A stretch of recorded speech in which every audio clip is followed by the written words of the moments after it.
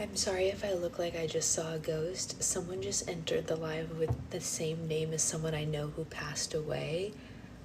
So I mean, obviously it's not them, but they have the same exact name, first and last name. So I mean, I know it's not the person, but like, wow, that was weird.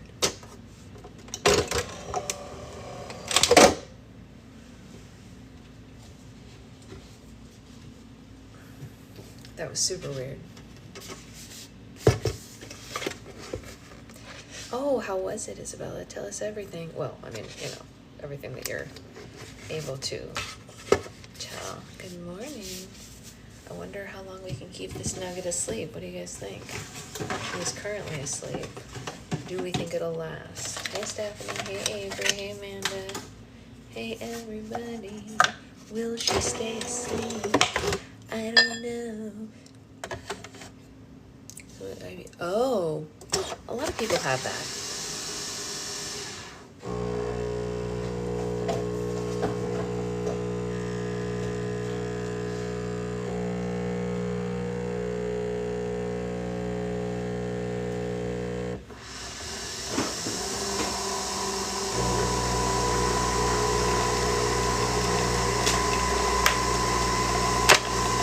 Yeah, it doesn't sound fun. Sleepy goes to horror.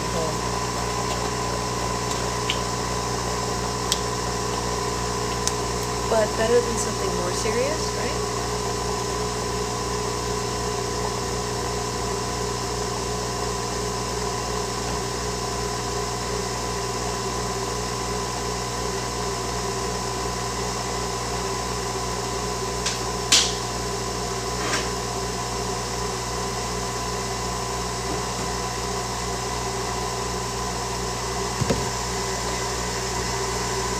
Do you have a way for us to maybe send Carrie's Dreams region? I would love that, right? Absolutely. I would love to even, if you're just getting,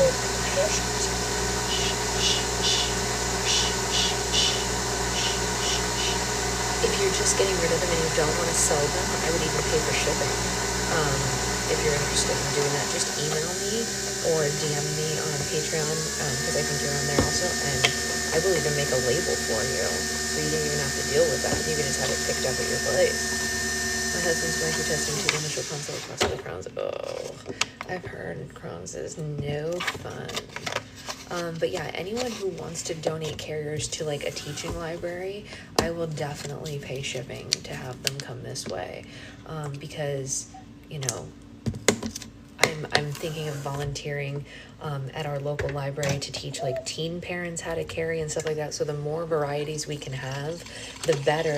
And if I get any duplicates, if we come upon a teen parent who can't afford a carrier, if I have a duplicate, I'll just give it to them. Or maybe the library like funds will help us purchase them. I don't know. Plus size friendly ones too. Yes, all shapes and sizes. Oh, I need a spoon.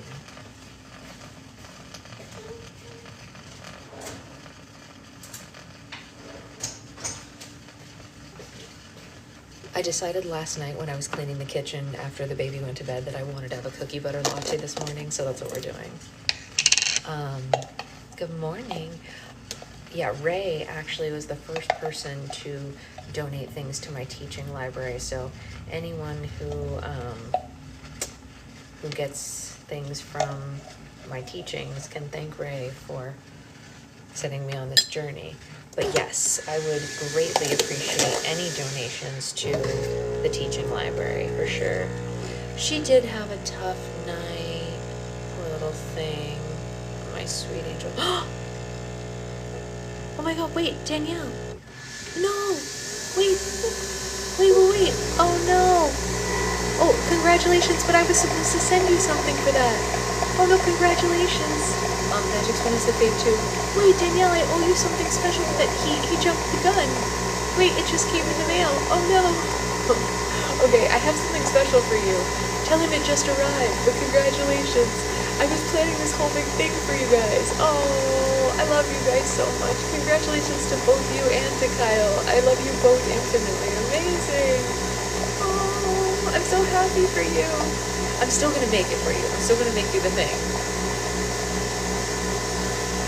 It just took forever to get the special item because I had to special order it.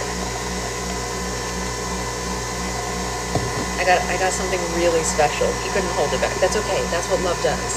I get that, but I'm still making it. I'm still making it a special thing because we got it and it's too good. When you see it, you'll know why. Maybe we'll make it on live since it's not a secret anymore. Book club babies, engagements, and marriages are right. I know. We have the cutest little group here who's just like having the best life. Hey Lauren.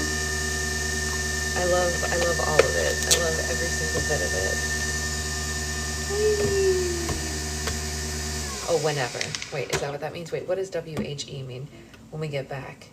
Yes, when you get back. Yeah, exactly. Yes. We have so many milestones in this group. I know, but doesn't it feel just so wonderful when you get to experience those milestones with people that you care about? It does feel good. I still remember the very first live that Danielle was on. Isn't that funny? My brain works in mysterious ways. I remember it so clearly. Yeah, please let me know, Danielle.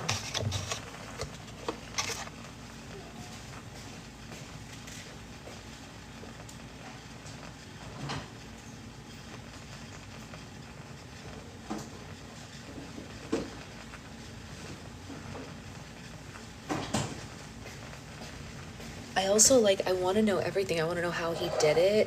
Like, I mean, you don't have to give away any, like, private stuff, but, like, tell us everything you want to tell. I want to know everything you want to share. I really do, you know? Wait, but it's Stephanie said that we're all agreeing with. Hold on. I love that we have a group to celebrate with. I also love that. I know, we all knew about baby before. Yeah, no, it's true. It's true. We do. We need a story time. We need the whole thing. Make a video and like tell us everything, or type whatever you want. Do it however you want to do it. I'm not here to tell you what to do, but I would love to hear anything you're willing to share. Yeah. Oh, it's so exciting. Oh, I love it so much. Makes me very happy. Shh. Not you. I wasn't talking to you. Sorry, sweet angel. I was talking to everybody but you.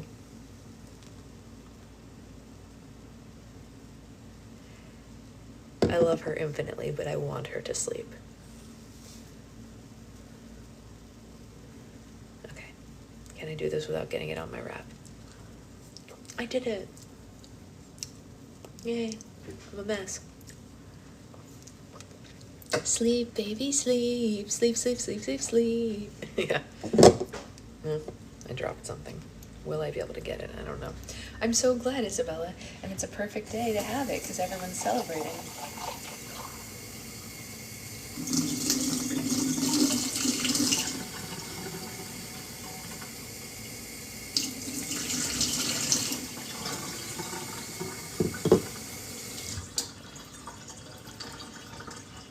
I dropped a dish rag on the floor. Obviously, we're in a boat. Okay. I have my slippers on. I'm taking my slippers off because this dish rag is not going to be usable anymore. I used my foot to pick it up, and I will put it in the wash. See, then I didn't have to leave it over the baby. I have days where I just want to hold a baby. That's every day for me. I'm not gonna lie to you. Even before I had her, I wanted to hold babies every day. That's why I was a nanny. That is why I was a nanny. I mean, sometimes you just don't have the wherewithal to lean over. Am I right, Steph? I mean, you right now especially, because there's something in your way. Just like there's something in my way, except yours is internal. Hee. Good morning. Good morning, good morning. That's what feet were made for, that's right. These feet were made for walking and picking up dish rags. One of these days, these feet are gonna do something else. I don't know. That was my song with Claudia. My friend has a puppy. Oh, that's so cute. You had to put him to sleep. Yeah. We want to get her a puppy eventually.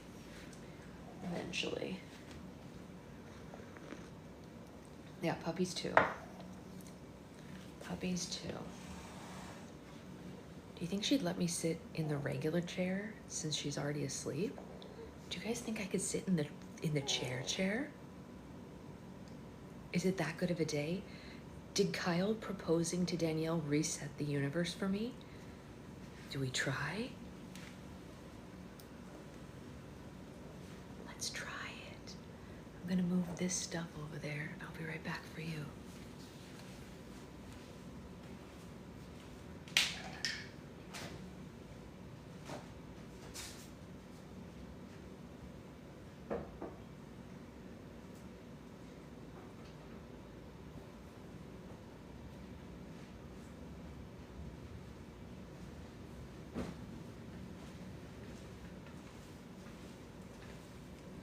I mean, guys, she is past the F out. Your cat's got a cat from... Wait, what does that mean? Oh, a cat wheel. Oh, I know some cats that would like a cat wheel. Yeah. My brother and sister-in-law's cats would like a cat wheel. Maybe I should get that. That's fantastic, Isabella. Congratulations. Okay, we got this. We're gonna try. You guys are gonna go on a roller coaster ride. Are you ready? You ready? Roller coaster in 3, 2. It was like Tower of Terror where you get the drop, you know? It was good, right? You like that? Okay, we're sitting. We're sitting.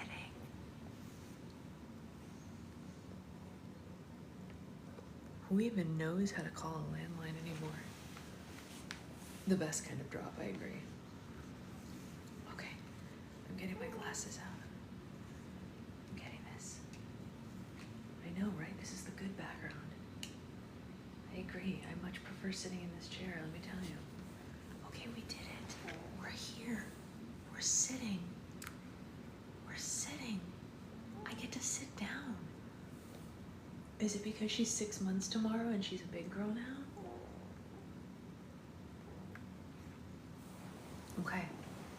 Whatever it is, we're gonna just roll with it, right? I mean, whatever. Don't argue it, just go. We're gonna read some more of Princess Diaries 5 today. And let's see how long I can sit down. It feels great. This chair is fantastic. I love this chair. I've always loved this chair. That's right. She's happy for Danielle. Yeah. Chair squeaks from the baby, right? She's making the chair squeak sound. You hear that? That's her. Cindy, Danielle got engaged. Yes, she's celebrating silently. Yes. Okay, here we go. Wednesday, April 30th, in the limo on the way home from the plaza. Grammy fully knows that there's something up with me, but she thinks it's because I'm upset over the whole going to Genovia for the summer thing, as if I don't have a much more immediate concern. We shall have a lovely time in Genovia this summer, Amelia. They are currently excavating a tomb they believe might have belonged to your ancestress, Princess Rosigund. I understand that the Genovian mummification process used in the 8th century were every bit as advanced as the ones employed by the Egyptians. You might actually get to gaze upon the face of the woman who founded the royal house of Ronaldo. Great. I get to spend my summer looking up some old mummy's nasal cavity. My dream come true. Sorry, Mia. No hanging out with your true love at Coney Island for you. No volunteer work tutoring little kids with their reading. No cool summer job at Kim's Video. Rewind Princess Mononoke and the 5th Star of the North. No. You get to commune with a 1,000-year-old corpse. Yippee. I guess I must have been more upset about the whole Michael thing than even I thought I was, because midway through Gramir's lecture on tipping, manicurists get $3, pedicurists get $5, cab drivers $2 for rides under $10, or $5 for the airport. Oh my God, can you even imagine these numbers? Ridiculous. Double where the tax for restaurant checks double the tax for restaurant checks except in states where the tax is less than 8%. And she went, Amelia, what is the matter with you? I must have jumped about 10 feet into the air. I was totally thinking about Michael and how good he would look in a tux, about how I could buy him a red rose boutonniere, about just the plain kind with the baby's breath around it, because boys don't like baby's breath. Oh, sorry, without the baby's breath around it. I know, I miss those prices too. What a world, can you imagine? Last time I got a manicure, I tipped the manicurist $25. $2? 25. Outrageous. Only, sorry, where was I? And I could wear a black dress, one of those off-the-shoulder kinds like Kirsten Dunst always wears at movie premieres, with the butterfly hem and a slit up the side, and heels with laces that go up to your ankles. Only Gramir says black on girls under 18 is morbid, and that one off-the-shoulder gowns, sorry. Apparently wearing black when you're a teenager is morbid. That's what Gramir thinks. My sister would be really upset about that. And that off one-shoulder gowns and butterfly hems look like they were made by mistake, and those lace-up high heels look like the kind of shoes that Russell Crowe wore in Gladiator, and they're not flattering on most women. But whatever, I could fully put on body glitter. Gramir doesn't even know about body glitter. Amelia, Gramir was saying. She couldn't yell too loud because her face was still stinging from the chemical peel. I could tell because Rommel, her mostly hairless toy poodle, who looks like he's seen a chemical peel or two himself, kept leaping up into her lap and trying to lick her face like it was a piece of raw meat or whatever. Not to gross anybody out, but that is sort of how it looked. Or like Gramir accidentally stepped in front of one of those hoses that they use to get radiation off Cher in Silkwood. Have you listened to a single word that I said? Gramir looked peeved. Mostly because her face hurt, I'm sure. This could be very important to you someday, if you happen to be stranded without a calculator in your limo. Those shoes hurt. I've never actually worn them because I'm not a high heel girly. I'm a sneaker girly. Sorry, Gramir, I said. I was sorry too. Tipping is totally my worst thing on account of how it involves math and also thinking quickly on your feet. When I order food from Number One Noodle Son, I always have to ask the restaurant while I'm still on the phone with them how much it will be so that I can work on calculating how much to tip the delivery guy before he even gets to the door. Because otherwise, he ends up standing there for like 10 minutes while I figure out how much to give him for a $17.50 order. Honestly, it's embarrassing. I don't know where your head is at lately, Amelia, Gramir said, all crabby. Well, you'd be crabby too if you paid money to have the top 2 or 3 layers of your skin chemically removed from your face. I hope you're not still worrying about your mother and that ridiculous home birth she's planning. I told you before, your mother's forgotten what labor feels like. As soon as her contractions kick in, she'll be begging to be taken to the hospital for a nice epidural. I sighed. Although the fact that my mother is choosing a home birth over a nice, safe, clean hospital birth where the oxygen tanks are and candy machines and hot doctors like Dr. Kovac from ER is upsetting. But I've been trying not to think about that too much, especially since I suspect Gramir's right. My mother cries like a baby even when she stubs her toe. You know what, Amanda? That only works for people who know how to do math. My husband says the same thing all the time. He's always like, just times by 2 and move the decimal. And I'm like, that requires knowledge of how to do things. And I don't have that brain. So how is she going to withstand hours and hours of labor pains? She's much older now than she was when she... It's Kovac. Oh, sorry. Okay, I didn't know. Thank you, Susan. Hi, welcome back. When she gave birth to me, her 36-year-old body is in no shape for the rigors of childbirth. She doesn't even work out. Gramir fastened her evil eye on me. I suppose the fact that the weather's starting to get warm isn't helping, she said. Young people tend to get flighty in the spring, and of course it is your birthday tomorrow. You know who else was obsessed with ER? My grandparents. No, that was General Hospital. Never mind. Strike the whole conversation. I back it up. General Hospital is what my grandparents was. Apple Watches have a tip calculator in the calculator. You can get the tip amount and the total. I love that. I love that. That's almost enough to make me start wearing my Apple Watch again. I had to take it off because of alerts and it was like taking me out of my life. But that is neat. Yeah. I like that a lot. I fully let Gramir think that that's what was distracting me, my birthday, and the fact that my friends are all Twitter-pated like Thumper gets in the springtime in Bambi. You're a very difficult person for whom to find a suitable birthday gift, Amelia, Gramir continued, reaching for her sidecar and her cigarettes. Gramir has cigarettes sent to her from Genovia so that she doesn't have to pay the astronomical tax that they charge here in New York in the hopes of making people quit smoking on account of it being too expensive. Except that that isn't working, since all of the people in Manhattan who smoke are just hopping on the PATH train and going over to New Jersey to buy their cigarettes. You're not the jewelry type, Gramir went on, lighting up and puffing away, and you don't seem to have any appreciation whatsoever for culture, and it isn't as if you have any hobbies. I pointed out to Granmere that I do, in fact, have a hobby, not just a hobby, but a calling even. I write. Granmere just waved her hand and said, "No, but not a real hobby. You don't golf or paint." It kind of hurt my feelings that Granmere doesn't think writing is a real hobby. She's going to be very surprised when I grow up and I become a published author. Then writing will not only be my hobby, but my career. My first book that I write will be about her. I'm going to call it Clarice, The Ravings of a Royal, a memoir by Princess Mia of Genovia. And Granmere won't be able to sue, just like Daryl Hannah couldn't sue when they made a movie about her and John F. Kennedy, because all of it will be 100% true. "What do you want for your birthday, Amelia?" Granmere asked.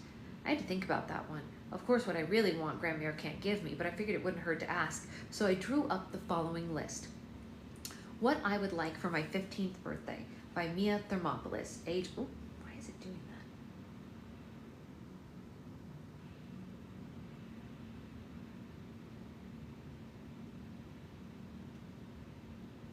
Sorry, guys, this is being really weird. Let's see if we can get it to be like a normal book here for a second. Hello? Okay, whatever. What I Would Like for My 15th Birthday by Mia Thermopolis, age 14 and 364 days. Number 1, to end world hunger. Number 2, a pair of overalls, size 11. Number 3, a new cat brush for Fat Louie. He chewed the handle off the last one. Number 4, bungee cords for the Palace Ballroom so that I can do air ballet like Laura Croft in Tomb Raider. Number 5, a new baby brother or sister that is safely delivered. Number 6, elevation of orcas to the endangered list so that the Puget Sound can receive federal aid to clean up the polluted breeding and feeding grounds. Number 7, Lana Weinberger's head on a silver platter. Just kidding. I mean, not really. Number 8, my own cell phone. Number 9, Granmere to quit smoking. Number 10, Michael Moskovitz to ask me to the senior prom.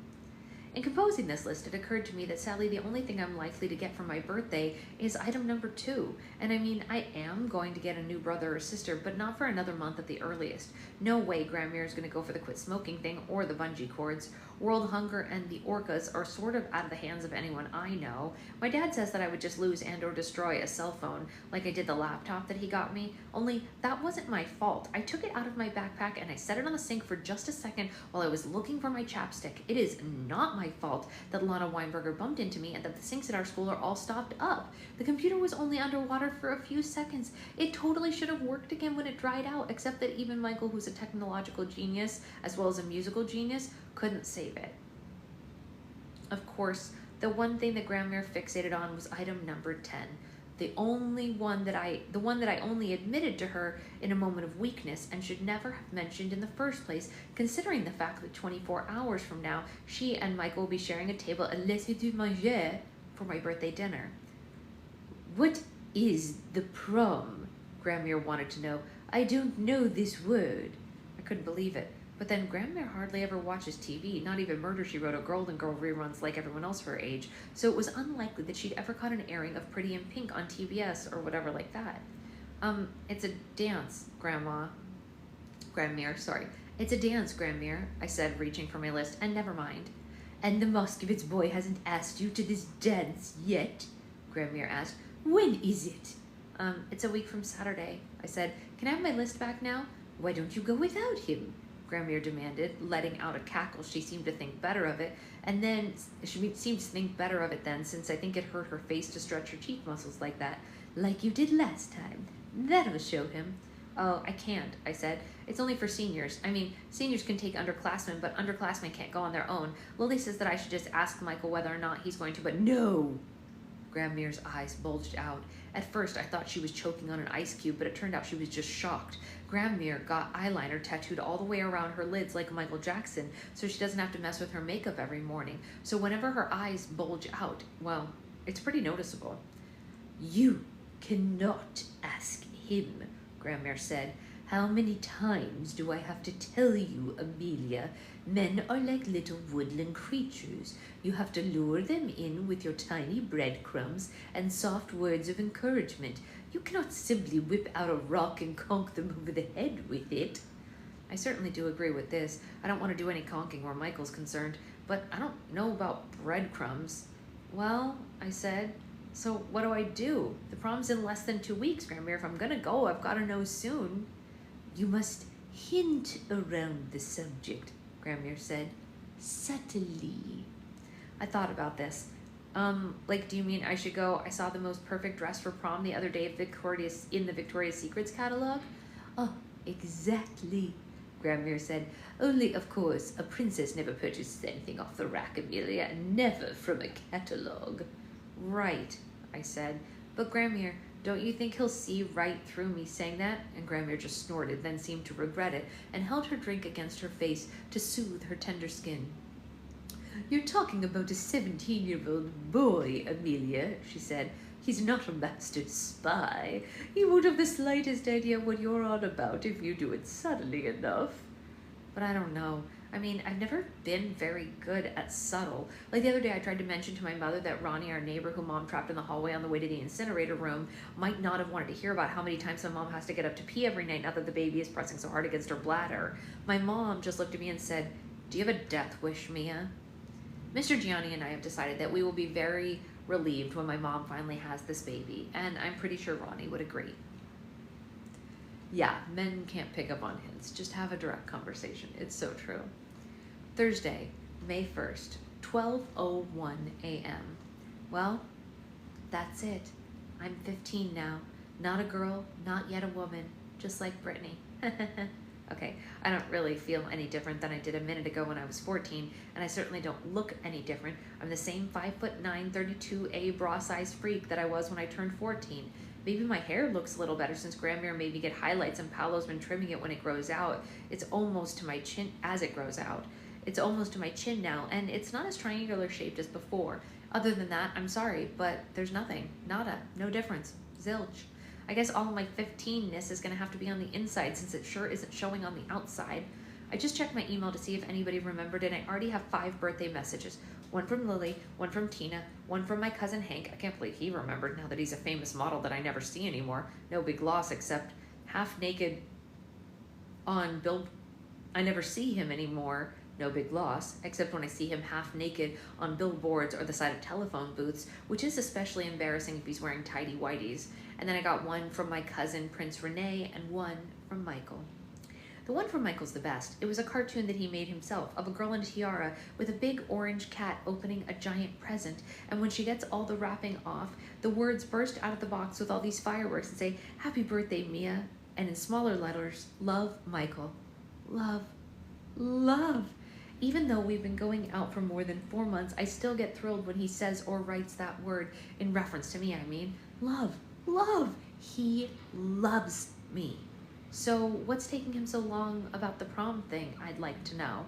Now that I'm 15, it's time that I put away childish things like the guy in the Bible said and began to live my life as an adult I'm striving to become. According to Carl Jung, the famous psychoanalyst,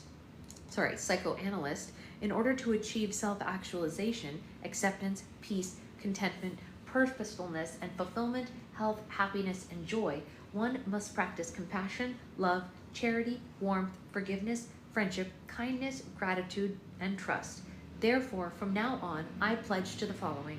Number 1, stop biting my nails. I really mean it this time. Number 2, make decent grades. Number 3, be nicer to people, even Lana Weinberger. Number 4, write in my journal every day, faithfully. Number 5, start and finish a novel. I mean, write one, read. Not write one, not read one. Number 6, get it published before I turn 20. Number 7, be more understanding of Mom and the fact that she's going through something in this last trimester of her pregnancy. Number 8, stop using Mr. G's face razor on my legs. Buy my own razors. Number 9, be more sympathetic to Dad's abandonment issues while also getting out of having to spend July and August in Genovia. Number 10, figure out a way to get Michael Moskovitz to take me to the prom without stooping to trickery or groveling.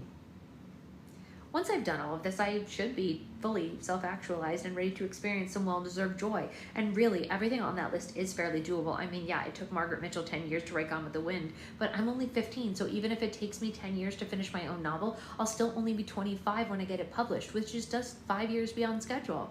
The only problem is I don't really know what I'm going to write a novel about. I mean, I'm sure I'll think of something soon. Maybe I should start practicing with short stories or haikus or something. The prom thing, that's going to be hard, because what I do not want is Michael to feel pressure about this. But I've got to go to the prom with Michael. It's my last chance. I hope Tina's right and that Michael intends to ask me tonight at dinner. Oh God, please let Tina be right.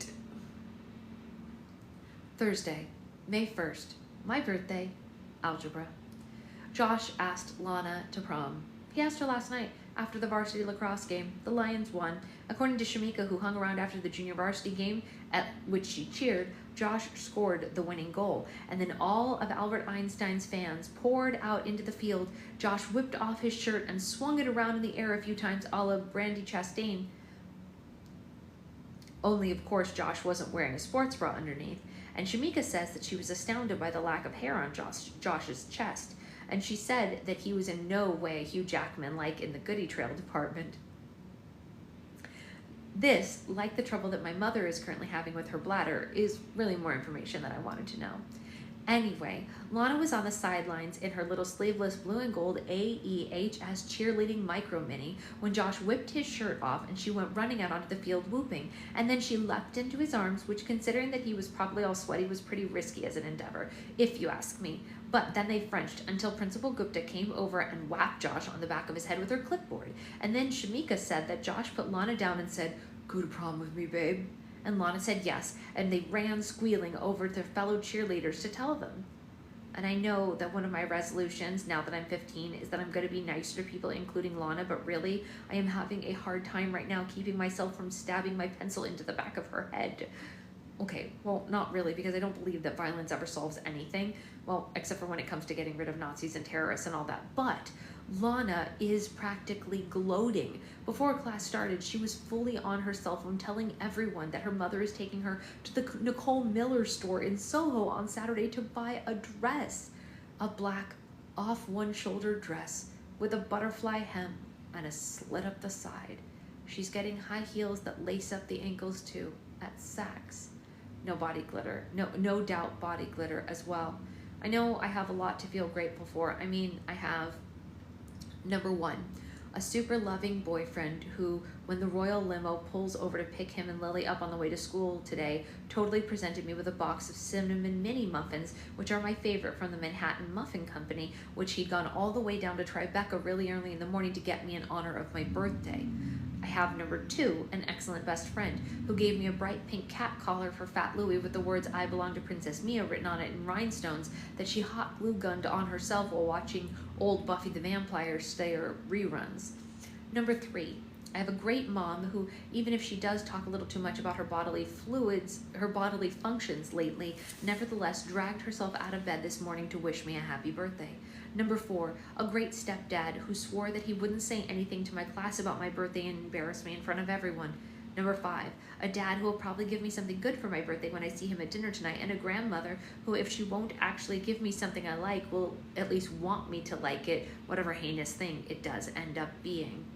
I seriously don't mean to be ungrateful for all of that, because it is so much more than most people have. I mean, like, kids in Appalachia, they're happy to get socks for their birthday or whatever since their parents spend all their money on hooch. But hello, is it too much to ask that I get the one thing for my birthday that I have always wanted? That is one perfect prom night?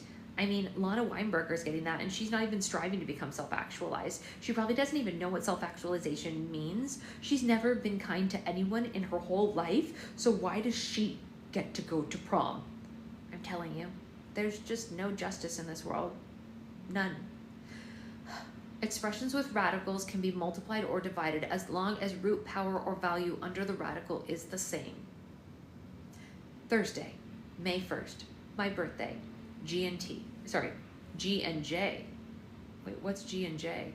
Didn't it used to be G&T for gifted and talented? I guess we're gonna find out. It's G&J, whatever that means. Today, in honor of my birthday, Michael ate lunch at my table instead of with the computer club, even though it's Thursday. It was actually quite romantic because it turns out that not only has he paid a little visit to the Manhattan Muffin Company this morning, but he also ditched fourth period and snuck out to Wu Lang Yi to get me cold sesame noodles that I like so much and can't get downtown. The ones that are spicy and you need to drink 2 cans of Coke before you can feel your tongue again when you eat them. it's totally sweet of him, and actually a bit of a relief, because I have been quite worried about what Michael is going to give me as a birthday present, because I know he must feel like he has a lot to live up to, seeing as how I gave him a moon rock for his birthday. I hope that he realizes, being a princess and all, I don't have access. Wait, sorry.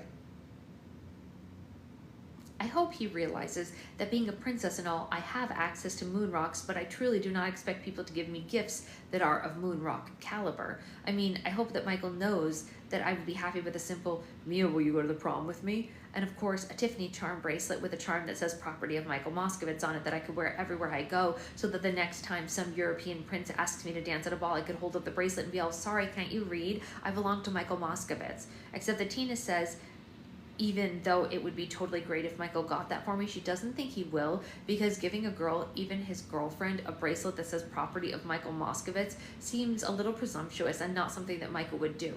So I showed Tina the collar that Lily had given me for Fat Louie, but Tina says that that isn't the same.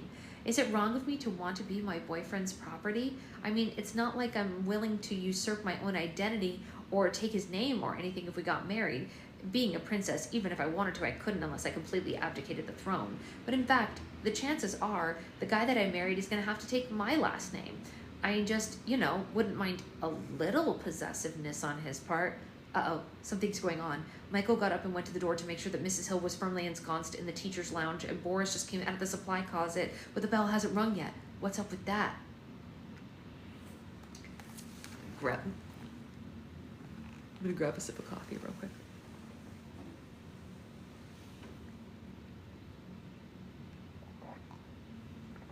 And then we will continue.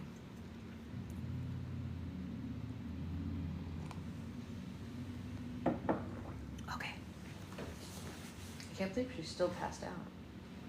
I guess I shouldn't say things like that because that's jinxing myself.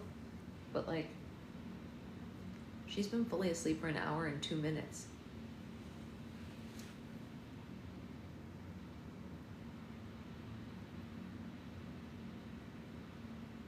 Yeah, sleepy baby. Jesus crunch. All right, Thursday, May 1st, my birthday, French. I guess I needn't have worried about what Michael was going to get me for my birthday, because then his band showed up.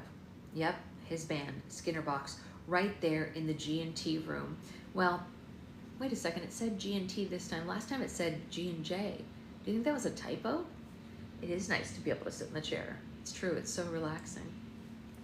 Well, Boris was already here because he's supposed to practice his violin during G&T, and the other band members, Felix, the drummer with the goatee, Tall, Paul, the keyboardist, and Trevor, the guitar player, all cut class to set up the G&T classroom and play a song for me that Michael wrote. It went like this. Combat boots and veggie burgers, just one glance gives me the shivers. There she goes, princess of my heart, hates social injustice and nicotine. She's no ordinary beauty queen. There she goes, princess of my heart. Chorus. Princess of my heart, oh, I don't know where to start. Say I'll be your prince till this lifetime ends. Princess of my heart, I loved you from the start. Say you love me too, over my heart you so rule. Promise you won't execute me with those glorious smiles you shoot me. There she goes, princess of my heart. You don't even have to knight me. Every time you laugh, you smite me. There she goes, princess of my heart. Chorus. Princess of my heart, oh, I don't know where to start. Say I'll be your prince till this lifetime ends. Princess of my heart, I loved you from the start. Say you love me too, and then together we will rule. You know what's interesting about this?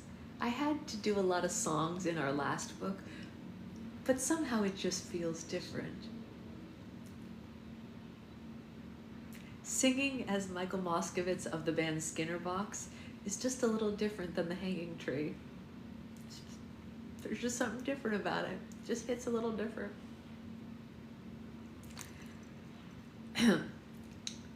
Thank you for coming to my one-woman show. And this time there was no question that this song was about me, unlike the time that Michael played the song called Tall Drink of Water that he wrote. Giggles instead of tears. Yeah, definitely giggles, that's for sure. Anyway, the whole school heard Michael's song about me because Skinnerbox had their amps turned up so loud. Mrs. Hill and everybody else who was in the teacher's lounge came out of it, waited politely for Skinnerbox to finish the song, and then gave the whole band attention.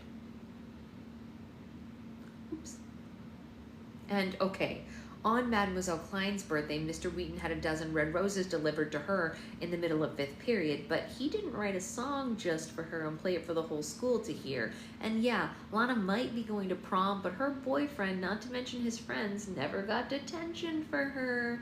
So, except for really the whole having to spend July and August in Genovia thing, oh, and the prom thing, 15 is looking pretty good so far. Homework.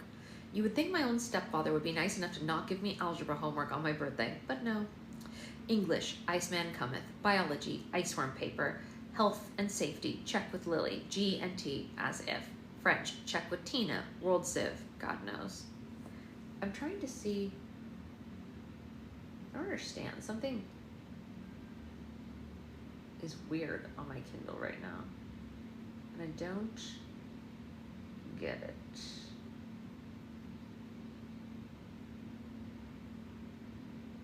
Whatever, it's fine. What time is it?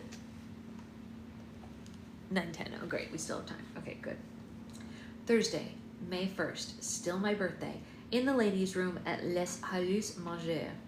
Okay, so this, back sent you DM on Patreon, but amazing. Oh my God, right, you're literally so kind. Thank you for doing that. I would have taken them even without pictures, honestly, because like I said, they'll just either get used to teach or donated to the places that I'm volunteering, so that would be great. Yeah. Okay, so this is my best birthday ever. I'm serious. I mean, even my mom and dad are getting along with each other, or like at least they're trying to. Anyway, it's so sweet. I'm so proud of them. You can totally tell that my mom's maternity hoes are driving her crazy, but she isn't even complaining about them one bit. And Dad totally hasn't said anything about the anarchy symbols that she's wearing as earrings. And Mr. Gianni put Gramere off her lecture about his goatee. Gramere could not abide facial hair on a man. But by telling her, he did it by telling her that she looks younger and younger every time he sees her, which you could tell pleased Gramere to no end, since she was simply smiling all through the appetizers. She can move her lips again now that the inflammation from her chemical peel has finally died down. I was a little worried that Mr. G's observation would cause my mom to go off on the beauty industry and how they're ageist and constantly trying to propagate the myth that you can't be attractive unless you have the dewy skin of someone my age, which doesn't even make sense since most people my age have zits unless they can afford a fancy dermatologist like the one Gramere sends me to, and who gives me all these prescription unguents? I actually don't know this word either. I guess it must be a skin cream or something. So that I could prevent unprincess-like breakouts, but she totally refrained from doing that in my honor. And when Michael showed up late on account of having been in detention, Gramere didn't even say anything about it, which was such a relief because Michael was kind of flushed as if he'd run the whole way from his apartment after he'd gone home to change. And I guess even Gramere could tell that he really tried to be on time, and even someone who was totally immune to normal human emotions like Gramere would have had to admit that my boyfriend was the handsomest guy in the whole restaurant. So Michael's dark hair was sort of flopping over one eye. He looked so cute in his non-school uniform jacket and tie required by the mandatory dress code of Les Hatut Manger. I warned him about that ahead of time, of course. Anyway, Michael showing up was the kind of signal for everyone to start handing me presents that they'd got me. And what presents? I'm telling you, I cleaned up. Being 15 totally rules. Dad. Okay, so Dad got me a very fancy and expensive pen to use, and he said to further my writing career. I'm using it to write in this journal at this very moment. And of course, I would have rathered a season pass to Six Flags Great Adventure theme park for the summer and permission to stay in the country to use it, but the pen is very nice. It's all purple and gold, and it has HRH Princess Amelia Ronaldo engraved on it. Mom and Mr. G. A cell phone. Yes! A cell phone of my very own. Sadly, the cell phone was accompanied by a lecture from Mom and Mr. G about how they'd only gotten it for me so that they can reach me when my mom goes into labor, since she wants me to be in the room. So not going to happen due to my excessive dislike of anything spurting out of anything else. And you don't argue with a woman who has to pee 24 hours a day. Anyway, that's for while my baby and brother or sister is being born, and how I'm not to use the phone during school, and how it's a domestic use only calling plan, nothing transatlantic. So when I'm in Genovia, don't think that I could call Michael on it. But I didn't pay any attention to that because, yay, I actually got something off my list. Gramere. Okay, this is very weird because Gramere actually gave me something else from my list, only it wasn't bungee cords, a cap brush, or new overalls. It was a letter declaring me the official sponsor of a real, live African orphan named Joanna. Gramere said, I can't help... Sorry. Granmere said, "I can't help you end world hunger, Amelia, but I suppose I can help you send one little girl to bed every night with a good dinner." I was so surprised that I nearly blurted out, "But Granmere, you hate poor people." Because it's true, she totally does. Whenever she sees those runaway teen punk rockers who sit outside Lincoln Center in their leather jackets and Doc Martens with the signs that say homeless and hungry, she always snaps at them. "If you stopped spending all your money on tattoos and navel rings, you'd be able to afford a nice sublet in Nolita." But I guess Joanna's a different story, seeing as how she doesn't have parents back in Westchester who are sick with worry for her. I don't know what's going on with Granmere. I fully expected her to give me like a mink stole or something equally revolting for my birthday, but getting me something that I actually wanted, helping me sponsor a starving orphan, that's almost thoughtful of her. I must say, I'm in a little bit of shock over the thing. I think my mom and my dad feel the same way. My dad ordered a Kettle One Gibson after that, a Kettle One Gibson up after he saw what Granmere had given me, and my mom just sat there in total silence for the first time since she got pregnant. I'm not kidding either. And then Lars gave me his gift, and even though it's not correct Genovian protocol to receive gifts from one's bodyguard, because look what happened to Princess Stephanie of Monaco, her bodyguard gave her a birthday present and then she married him, which would have been all right if they had anything in common, but Stephanie's bodyguard isn't the least bit interested in her eyebrow threading, and Stephanie clearly knows nothing about jujitsu, so the whole thing was off to a rocky start to begin with. Anyway, you could totally tell that Lars put a lot of thought into his gift. Lars. An authentic New York Police Department Bomb Squad baseball cap, which Lars got from an actual NYPD Bomb Squad officer once when he was sweeping Granmere's suite at the plaza for incendiary devices prior to a visit from the Pope, which I thought was so sweet of Lars because I know how much he treasured that hat, and the fact that he's willing to give it to me is true proof of his devotion, which I highly doubt is of the matrimonial variety, since I happen to know that Lars loves Mademoiselle Klein, like all the heterosexual men who come within 7 feet of her. But the best present of all was the one from Michael. He didn't give it to me in front of anybody else. He waited until I got up to go to the bathroom just now, and he followed me. And then, just as I was starting down the stairs to the ladies' room, he went, "Hey, Mia, this is for you. Happy birthday." And he gave me this little flat box all wrapped up in gold foil. I really was surprised, almost as surprised as I'd been over Granmere's gift. I was all, "Michael, you already gave me a present. You wrote that song and you got detention for me." But Michael just went, "Oh, that wasn't your present. This is." And I have to admit, the box was little and flat enough that I really did think it might have had prom tickets in it. I thought maybe, I don't know, Lily had told Michael how much I wanted to go to the prom and that he'd gone and bought the tickets to surprise me. Well, he did surprise me, all right, because what was in the box was not prom tickets, but still, it was almost just as good. A necklace with a tiny little silver snowflake hanging from it, from when we were at the non-denominational winter dance, he said, like he was worried I wouldn't get it. "Remember the paper snowflakes hanging from the ceiling of the gym?" Yeah, of course I remember the snowflakes, and I have one in the drawer on my bedside table, I thought.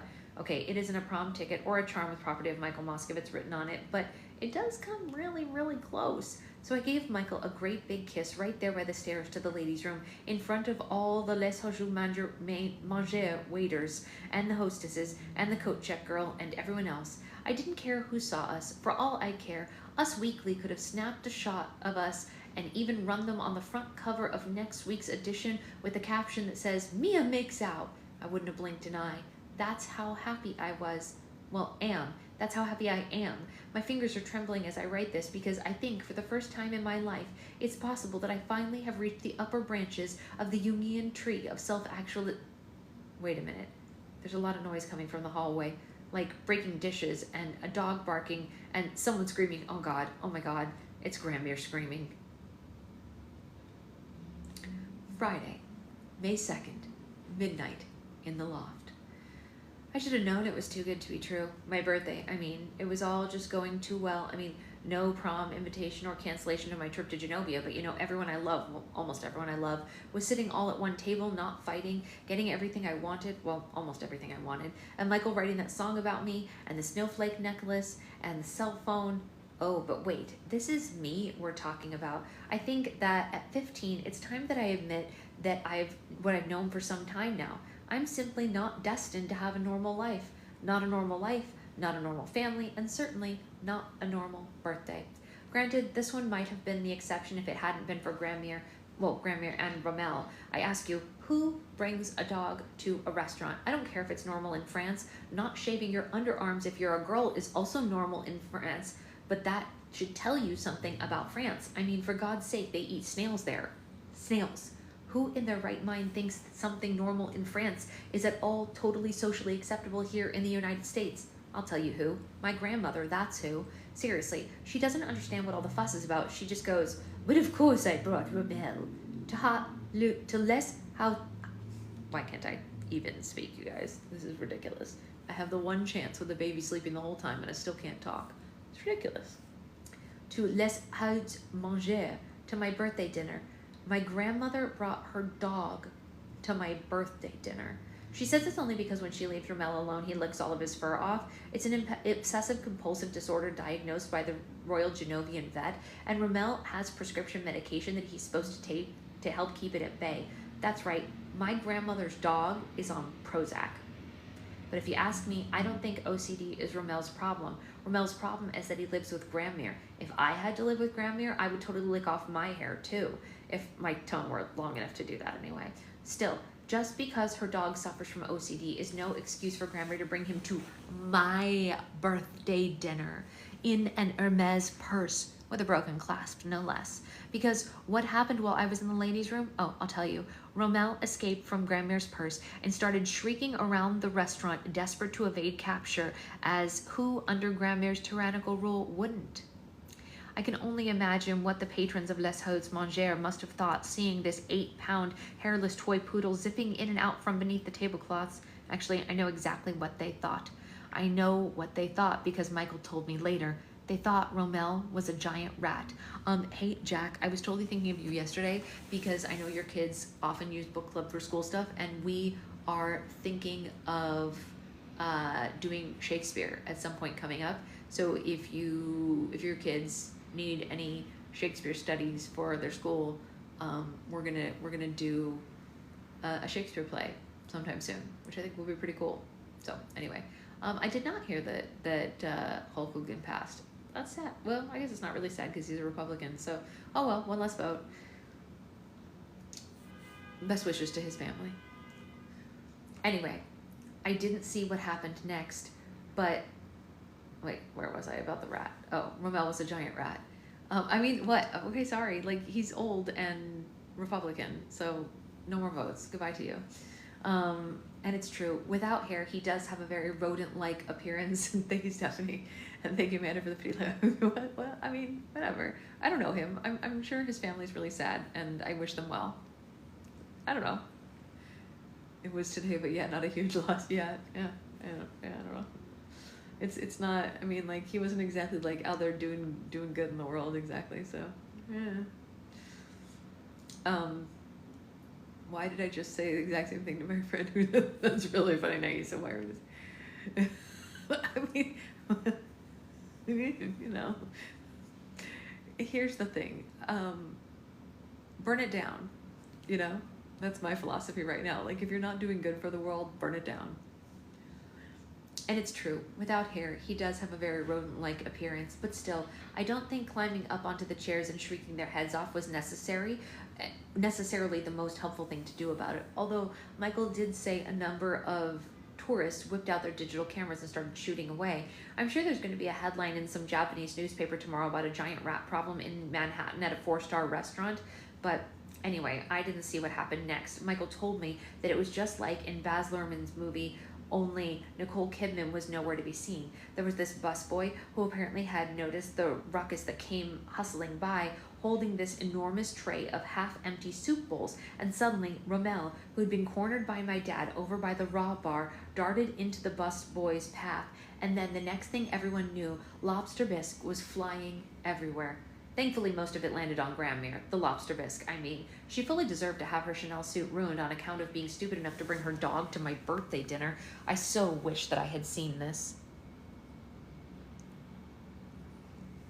That's really funny, Jen. Tell them I concur. Yes. No one would admit it, not even my mom, but I bet it really, really was funny to see Grandmere covered in soup. I swear, if that's all that I had gotten for my birthday, I'd still have been totally happy. By the time I got out of the bathroom, Grandmere had been thoroughly dabbed by the maitre d'. All you could see of the soup were these wet spots all over her chest. I completely missed out on all the fun, as usual. Instead, I got there just in time to see the maitre d' imperiously ordering the busboy to turn in his dish towel. He was fired. Fired. And for something I was fully not his fault. Jangbu, that was the busboy's name, totally, really, what an interesting name. Disregard the TV. Oh yeah. I didn't see it. What was Aaron Parnas's update this morning? You have to link me. Was it funny? Jangbu, that was the busboy's name, totally looked as if he were going to cry. He kept saying over and over again how sorry he was, but it didn't matter, because if you spill soup on a dowager princess in New York City, you can kiss your career in the restaurant biz goodbye. This seems really, really unfair, considering it's her fault because her dog tripped him. Like, it's not his fault there was a dog in the restaurant. You can just assume that there's not going to be a dog running around your place of employment. I don't know. That feels crazy. It would be like if a gourmet cook got caught going to McDonald's in Paris, or if P. Diddy got caught buying underwear at Walmart. Oh, P. Diddy. Also, no great loss to society. Oh, good. I want to see that, Amanda. Or if Nikki and Paris Hilton got caught lying around in their Juicy Couture sweats on a Saturday night watching National Geographic Explorer instead of going out to a party. It's simply not done. I tried to reason with the maitre d' on Jangbu's behalf after Michael told me what happened. I said in no way could Grandmere hold the restaurant responsible for what her dog had done. A dog she wasn't even supposed to have had in the restaurant in the first place, but it didn't do any good. The last I saw of Jangbu, he was sadly headed back toward the kitchen. I tried to get Grandmere, who was, after all, the injured party, or, well, the allegedly injured party, since, of course, she wasn't in the least bit hurt, to talk to the maitre d' and get him to give Jangbu back his job, but she remained stubbornly unmoved by my pleas on Jangbu's behalf. Even my reminding her that many busboys are immigrants new to this country with families to support back in their native lands. Still, it left her cold. But Grandmere, I cried in desperation, what makes Jangbu so different from Joanna, the African orphan that you're sponsoring on my behalf? Both are merely trying to make their way on this planet that we call Earth. The difference, Grandmere informed me as she held Rommel close, trying to calm him down. It took the combined efforts of Michael, my dad, Mr. G, and Lars to finally catch Rommel right before he made a run through the revolving door and out onto Fifth Avenue to freedom on the Toy Poodle Underground Railroad. Between Joanna and Jangbu is that Joanna did not spill soup all over me. God, she's such a crab sometimes. So now here I am, knowing that somewhere in the city, in Queens most likely, is currently a young man whose family will probably starve, all because of my birthday. That's right, Jangbu lost his job because I was born. I'm sure wherever he is right now, he's wishing that I wasn't. Born, that is. All I can say is I can't blame him one little bit.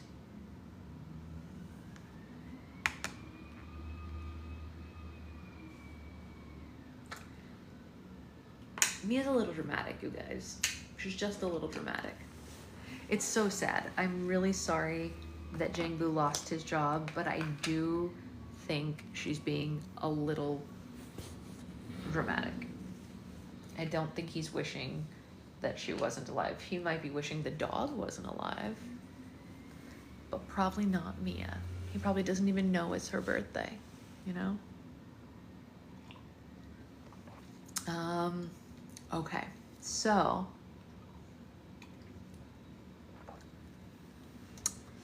all's good. Yes, definitely. It's so, yes, this type of drama, you know what? Can I tell you something, you guys? If we only had this type of drama in the world, I accept it willingly. If all the drama in the world could be boiled down to how teenagers view things, I'm actually totally fine with it. Totally fine with it. Yeah, let's let go of all the other stuff and just only have that. All right, I'm gonna get going. My aunt is coming today, so I'm hoping to get the entire rest of the month's grab bags packed up. That's hilarious, Stephanie. You're like, can't. I never want to relive it, but it's improvement. Yeah, for sure. For sure. I don't want to relive it, but like if that was the level of drama we had, like if the rest of the world wasn't dealing with all the ish that it's dealing with, I would do it. I would relive it to I know she's still asleep. She's been asleep for an hour and 25 minutes, you guys. It's weird, right? It's like the olden days. And by the olden days, I mean like when she was 3 months old. Do you guys remember that? When she used to sleep through book club all the time. Anyway, she turns 6 months tomorrow, you guys. I ordered her a little crown that says 1/2 on it for pictures. I hope it comes today. Yeah, it might be a new sleep schedule. Yeah, you're right. You're totally right. I don't know how, Stephanie. I don't know. Happy half birthday to this little nugget tomorrow. Yeah, I know. Little half. She's a half. All right, so I will see you all later, and hopefully I can get the rest of the month done today. Cross your fingers. And if the Disney pins show up, we'll book a new date for that. Teenage drama with an adult mindset sounds great. I agree. Just waiting on those pins, and then everyone who signed up for that can have those. All right.